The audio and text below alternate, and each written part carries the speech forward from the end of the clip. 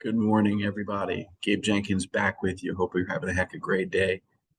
I am. I'm tired, but I am having a heck of a great day. To make a quick video for a couple of us who were not there to see how we dimension circles or arcs, which are partial circles.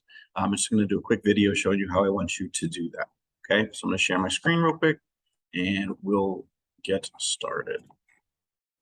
Okay, so a couple of things to note, right? There is a difference between the way you write the dimensional symbols when you have the entire circle versus if you have only like a part of a circle called an arc. So I'm going to show you how to do the circle first, and I'm going to use a CAD program to do it. This is Onshape. You have access to it. It's free.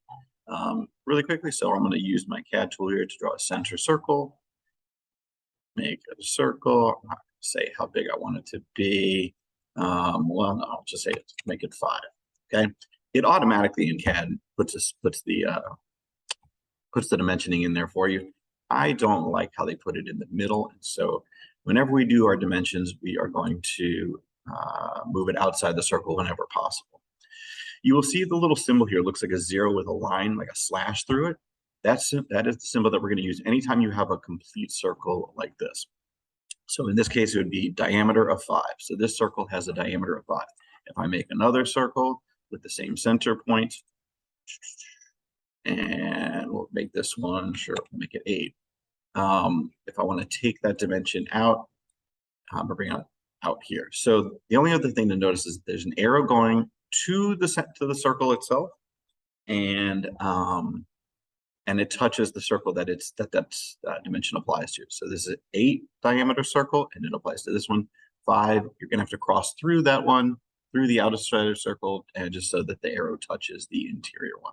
Okay, so those are the symbols that we use anytime we have a circle. This CAD software program does not put another symbol that I want you to have on there.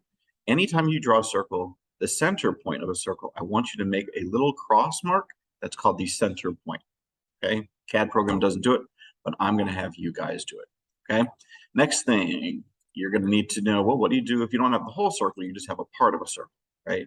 So let's just make this a 6 by 5 circle, and you can already see it brings the dimensions out for me already. You can see that the dimension is in the middle. There are arrows extending all the way to the extension lines, and so this one's fine. But there are no curved lines here.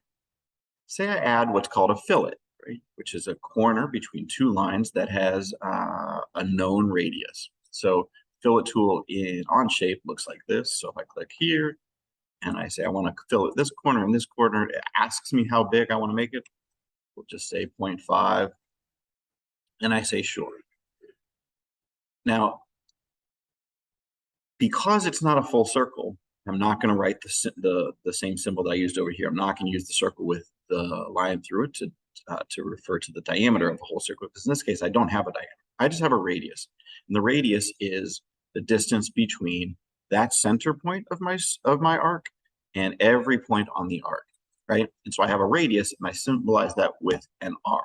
So in this case, the dimensioning here says this arc, this fillet corner here, has a center point here, which we would put a little cross on, and it would look like this with a cross on it, and it has a radius of 0.5 inches.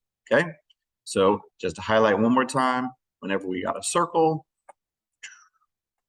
and it's got a diameter, we're going to mark it with the diameter symbol. Always keep your diameter of these arrows coming up. Keep them at an angle. Don't make them perfectly horizontal. Don't make them perfectly vertical. That would be bad because it just starts to look like the part of the shape itself. So we're not going to do that. We're always going to keep them at an angle, somewhere between like 15 down from the horizontal and 75 down from the horizontal.